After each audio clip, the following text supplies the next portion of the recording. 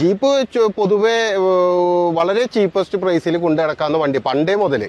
ഇപ്പൊ പിന്നെ അത് വർക്ക്ഷോപ്പുകളുടെ രീതിയും കാര്യങ്ങളും സാങ്കേതികളുടെ അവൈലബിലിറ്റിയും ഇത് പണിയാൻ അറിയുന്ന ആൾക്കാർ ഇതൊക്കെ വന്നപ്പോ ചെറിയൊരു കോസ്റ്റിൽ വ്യത്യാസം വന്നിട്ടുണ്ടെങ്കിലും അതിനകത്ത് പറയുമ്പോൾ ഒരു കാര്യം കൂടെ പറയണം, നമുക്ക് ഇതിനെ കുറിച്ച് അറിയത്തില്ലെങ്കിൽ നമുക്ക് ഇതിനെ കുറിച്ച് അറിയത്തില്ലെങ്കിൽ നമ്മൾ എന്നും ചവറ് വണ്ടി തന്നെ ഓടിച്ചുകൊണ്ട് നടക്കും. നമുക്ക് ഇപ്പൊ നമ്മൾ എത്ര വർക്ക്ഷോപ്പുകാരോടും അവരോട് പറഞ്ഞാലും നമുക്ക് ഒരു ഐഡിയ വേണം, നമ്മൾ നിന്ന് പണിയിപ്പിക്കണം.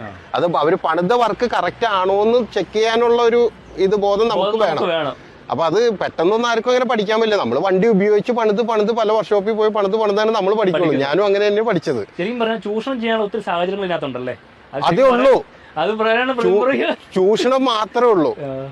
മിക്ക ആൾക്കാരും വണ്ടി എന്താന്ന് വെച്ച് കഴിഞ്ഞാൽ ചെറിയൊരു പണിയൊക്കെ വന്നു കഴിഞ്ഞാൽ അവര് പോയിട്ട് അവിടെ പണിയും. ചിലപ്പോൾ പുതിയ പാർട്സ് വാങ്ങിച്ചിടണമെന്നില്ല. പല ഇതിന്റെ ഏത് പാർട്സ് ആയാലും ലേത്തിൽ പണിത എന്ത് പാർട്സ് വേണമെങ്കിലും നമുക്ക് പണിത് റെഡിയാക്കി ഇടാവുന്ന ഒരു വണ്ടിയാണ്. അങ്ങനെ കൊണ്ടു നടക്കണമെങ്കിൽ വളരെ ലോ കോസ്റ്റിൽ നമുക്ക് കൊണ്ടു നടക്കാം.